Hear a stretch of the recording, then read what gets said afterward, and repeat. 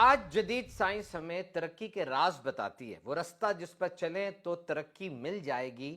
Actually, what are the ingredients which are required to prepare the dish of success? کون سے اجزائے ترکیبی ڈلتے ہیں تو success اور جیت کی ڈش تیار ہوتی ہے؟ اور اس میں فور موسٹ وہ ہے ڈسپلن. عمدگی کے ساتھ، نفاست کے ساتھ، صفائی ستھرائی اور خوبصورتی کے ساتھ کام کو کیا جائے. اگر آپ سکسیس سٹوریز پڑھیں، وہ لوگ جو جیتے، پتہ چلتا ہے کہ they have done their task, they have done their duty with passion and interest. انہوں نے جوش کے ساتھ، دلچسپی کے ساتھ اپنے کام کو کیا. whatever you do, do it nicely. جو کام بھی کرنا ہے توجہ کے ساتھ، انہماک، نظم و ضبط اور ڈسپلن کے ساتھ کریں. یہ آج کی جدید سائنس ہمیں بتاتی ہے. اور آج ہمارے درمیان ایسے لوگ بھی پائے جاتے ہیں جو کوئی کام بہترین انداز سے اس لیے نہیں کرتے کہ یہ کام میری پکی پکی ڈیوٹی نہ بن جائے، بس ٹالتے ہیں، جس کو پنجابی میں کہتے ہیں مغروں لاتے ہیں کہ وہ کام ان کی ڈیوٹی نہ بن جائے. ایسا ہمیں دین اسلام نے نہیں سکھایا. اگر ہم نبی اکرم صلی اللہ علیہ وسلم کی ذات اقدس کا مطالعہ کریں تو ہمیں پتہ چلے گا کہ ایسا سلیقہ، ایسا نصب و ضبط، ایسی عمدگی اور ایسی نفاست، خوبصورتی کہیں نہیں ملے گی. بے ڈھنگا پن اور بے ترتیبی یہ دور دور تک نہیں، بلکہ بہترین انداز آپ کو نبی پاک صلی اللہ علیہ وسلم کی ذات اقدس میں نظر آتا ہے. اور ایک چھوٹی سی مثال لیجئے. بظاہر جو قبر کا مقصد ہے وہ یہی ہے کہ انسان کو اپنے پیٹ میں چھپا لے، اور قبر کی خوبصورتی اس کام میں پرفیکشن یہ اتنا معنی نہیں رکھتی، لیکن نبی مکرم صلی اللہ علیہ وسلم نے اس کام میں بھی بے ڈھنگا پن اور بے ترتیبی کو پسند نہیں فرمایا. حضرت ابراہیم رضی اللہ تعالیٰ عنہ صاحبزادے ہیں، آپ کی قبر میں ایک رخنہ رہ گیا، حضور نے اس کو بھی برداشت نہیں فرمایا، بلکہ فرمایا اس کو فوراً ٹھیک کیا جائے. پاس کھڑے ایک صحابی نے پوچھا، یا رسول اللہ صلی اللہ علیہ وسلم، اس سے مدفون جو ہیں انہیں کوئی نفع نقصان پہنچے گا؟ آپ صلی اللہ علیہ وسلم نے ارشاد فرمایا کہ اس سے مردے کو کوئی نفع نقصان تو نہیں پہنچے گا، لیکن زندہ آدمی کی تو آنکھیں ٹھنڈی ہوں گی نا، وہ تو اس خوبصورتی کو، اس نفاست کو دیکھے گا تو پسند کرے گا. ایک اور روایت میں ہے کہ آپ کے صاحبزادے رضی اللہ تعالیٰ عنہ کی قبر میں ایک اینٹ صحیح نہیں لگی، آپ نے فوراً اس کو صحیح کرنے کا حکم ارشاد فرمایا، اور یہ فرمایا کہ بے شک قبر والے کو اس سے کوئی نفع نقصان تو نہیں ہوگا، لیکن اللہ تعالیٰ اس بات کو پسند فرماتا ہے کہ بندہ جب بھی کوئی کام کرے خوبصورتی سے کرے، مضبوطی سے کرے اور فنی مہارت سے کرے. Now you can easily guess that corporate excellence، اور آج جتنے بھی کاروبار اور جاب کے اندر ہمیں اعتراضات ہیں کہ لوگ اپنے فل پوٹینشل پر کام نہیں کر رہے، پیشن کے ساتھ کام نہیں کر رہے، کتنی پیاری رہنمائی ہمارا دین اسلام ہمیں دے رہا. قبیلہ عبد القیس کا ایک وفد نبی پاک صلی اللہ علیہ وسلم کے پاس حاضر ہوا. لوگ اپنی سواریوں سے اترے اور جا کر نبی پاک صلی اللہ علیہ وسلم کے ہاتھوں کو، پاؤں کو بوسہ دینے لگے، ملاقات کی سعادت حاصل کرنے لگے. لیکن ان کے سردار عبد المنذر وہ پہلے اپنے سامان کے پاس گئے، غسل کیا، لباس پہنا، اور پھر نبی پاک صلی اللہ علیہ وسلم کی بارگاہ میں حاضر ہوئے.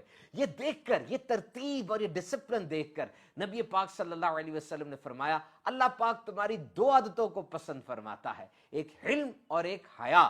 یعنی جو درستگی معاملات میں ہے یہ پسندیدہ ہے. عمارت میں گارا لگانا، پلستر وغیرہ کرنا ایک عام سا کام ہے، لیکن نبی پاک صلی اللہ علیہ وسلم اس پہ بھی حسن کاری یعنی پرفیکشن کی ہمیں تربیت فرماتے ہیں. مسجد نبوی کی تعمیر ہو رہی تھی. قبیلہ حضر موت کا ایک شخص طاق بن علی، بڑا زبردست وہ یہ کام کرتا تھا. اس نے پہلے مٹی کو گوندا، کسی پکڑی، اور پھر اچھے انداز سے جب یہ کام کیا تو نبی پاک صلی اللہ علیہ وسلم نے صحابہ کرام کو ارشاد فرمایا، اس کو اسی کام پہ رہنے دو، کیونکہ یہ بندہ تمہاری نسبت اس کام کو زیادہ عمدگی کے ساتھ کر رہا ہے. So do your job nicely.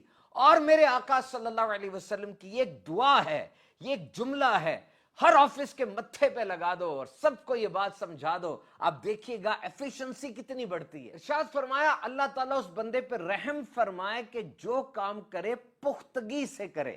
What a beautiful prayer that is. اور یاد رکھیے، اس چھت کے نیچے کمپنی ہے، آفس ہے. The person on whom I can bank upon، ایک بندہ بڑا ذہین ہے، بڑا ٹیلنٹڈ ہے، بڑا ہارڈ ورکنگ ہے، ٹھیک ہے، اچھی بات ہے، لیکن وہ بندہ جو میرا سب سے پسندیدہ ہوگا وہ کون ہے؟ یہ وہ بندہ ہے کہ جو میرے ساتھ اس نے طے کیا، جس انداز سے، جس ٹائم لائن پہ طے کیا، اس انداز سے اس دن مجھے کام مکمل کر کے دے دے. On whom I can bank upon، یہ سرمایہ ہے. یاد رکھیے، باس اس بندے کو دیکھ رہا ہوتا ہے کہ یار یہ اگر چھوڑ کے چلا گیا میرے کاروبار کا کیا بنے گا.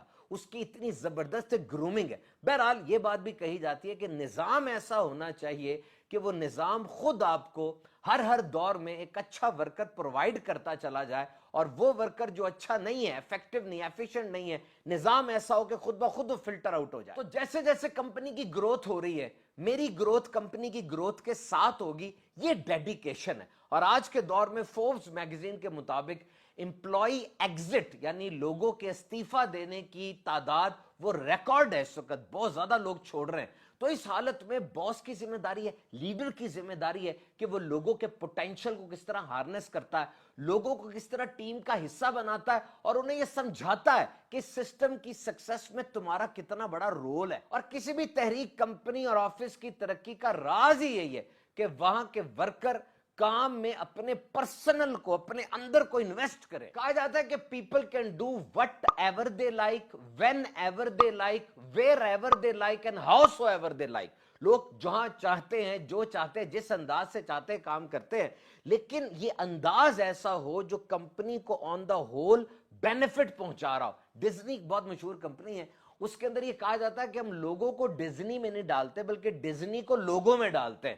یعنی کمپنی کے ٹریڈیشنز, کمپنی کا کارپوریٹ کلچر اور کمپنی کی ویلیوز, کمپنی کی جو کور ہے وہ لوگوں کو سکھاتے ہیں, اور لوگ جب اس کے اندر پرسنلی اپنا انویسٹ کر دیتے ہیں تب وہ کمپنی کی گروتھ میں آگے آ جاتے ہیں. تو کام میں پختگی, فنی مہارت, عمدگی, نفاست, پرسنل انوالومنٹ, یہ تو ہمارا دین اسلام ہمیں سکھا رہا ہے نا. ابھی ہم نے کتنی احادیث سنی, واقعات سنے. تو یاد رکھیے نبی پاک صلی اللہ علیہ وسلم اپنے غلاموں سے یعنی ہم سے یہ امید فرما رہے ہیں کہ ہم جو کام کریں گے فنی پختگی کے ساتھ کریں گے. اور یاد رکھیے جب پورے سسٹم کے اندر یہ انوالومنٹ آ جاتی ہے, وہ جو گیٹ کے پاس ورکر کھڑا ہے, وہ جو واش روم صاف کرنے کے لیے بندہ آ رہا ہے, فائنانس والا, آئی ٹی والا, ڈائریکٹر, سی ای او, پوری سٹریم ہیرارکی, یہ جب اپنا پرسنل انویسٹ کرتے ہیں نا, یاد رکھیے تب پورا سسٹم گرو کرتا ہے. اور جن صحابہ نے, جن افراد نے یہ عمدگی اور ڈسپلن کے ساتھ کام کیا, نبی پاک صلی اللہ علیہ وسلم نے انہیں نقد انعامات